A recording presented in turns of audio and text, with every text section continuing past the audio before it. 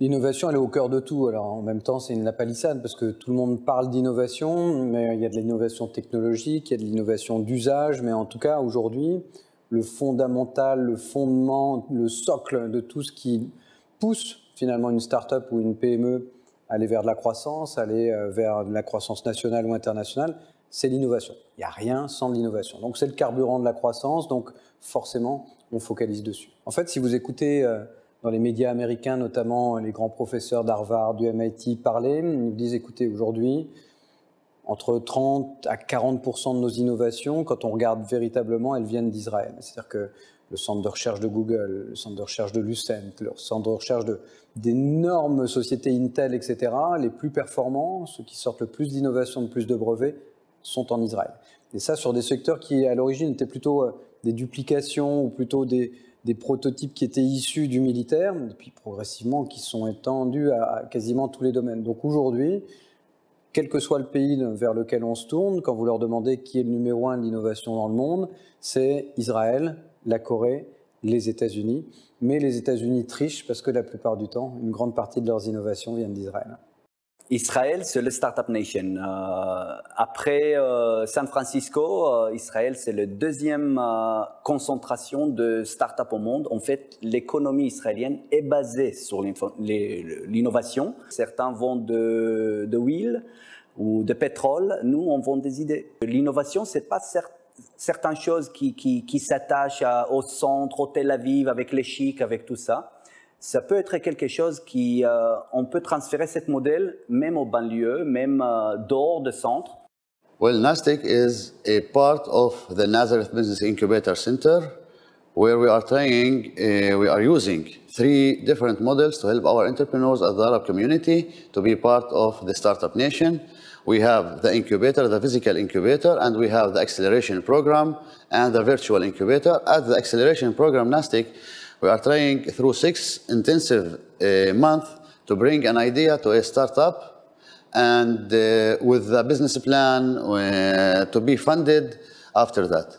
We built Nasdaq for 3 different reasons. The first one is to make a social impact at the Arab community so they can begin speaking high-tech and leaving the traditional industries aside.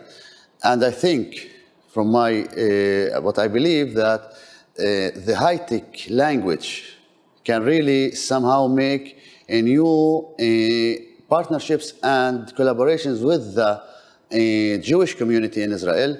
So we can somehow bring a new language in our work, daily work.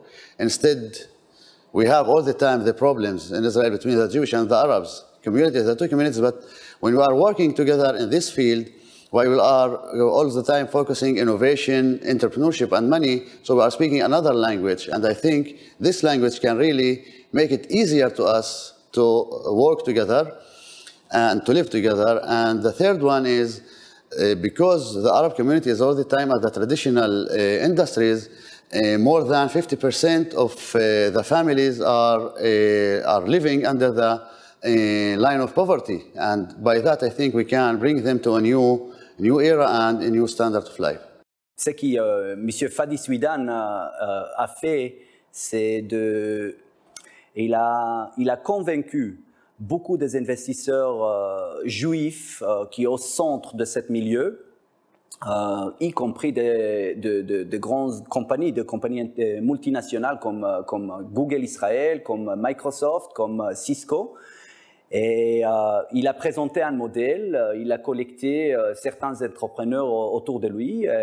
Et voilà, on a aujourd'hui une collection de compagnies qui peut jouer dans les grandes échelles, dans l'échelle internationale. Et pour ça, nous sommes tous, les Israéliens, juifs, arabes, musulmans, chrétiens, tout le monde, on est ravis. Ce qui me chagrine toujours, c'est quand l'information est biaisée, quand elle triche un peu, quand elle ne fait voir qu'une face de la Lune sans jamais aller vers le côté un petit peu plus obscur. Alors que ce côté obscur, en l'occurrence, c'est le côté le plus brillant. C'est-à-dire jamais vous ne voyez dans la presse quelqu'un vous montrer un arabe israélien qui bosse avec un israélien. Vous ne voyez jamais un juif et un arabe en dehors d'un conflit. Et tout à coup, ils sont là. Personne ne s'est écharpé, personne ne s'est tiré dessus, tout le monde a parlé uniquement d'innovation, de réussite, d'ambition, de technologie. ils sont tous ensemble, ils bossent tous ensemble, et finalement il y a un message fantastique, c'est que l'entrepreneuriat, la réussite économique, c'est certainement le meilleur carburant de la paix, donc il faut promouvoir ça. C'est la raison pour laquelle on l'a fait ce soir. Je pense qu'en France, il y a beaucoup de malcompréhension de ce qui se passe en Israël. On a vu les événements qui a passé ici pendant l'opération Plomb-Bourcy. On entend de temps en temps Israël est apartheid, des choses comme ça. Pas beaucoup de monde comprend qu'en Israël, tout le monde partage ce projet, tout le monde innove ensemble, tout le monde, c'est-à-dire, on a entendu aujourd'hui de musulmans, de chrétiens, c'est des amis, on travaille ensemble, on innove ensemble pour un avenir plus bon pour nous tous. My next step is next year, the Ministry of Economy and the Authority for Economic Development at the Prime Minister's office, who is subsidizing us, will open another 2 incubators and accelerators at the Arab community, so we can be somehow really a new Silicon Valley, let's say, in Israel for the Arabs, and to be really part of the startup nation in Tel Aviv.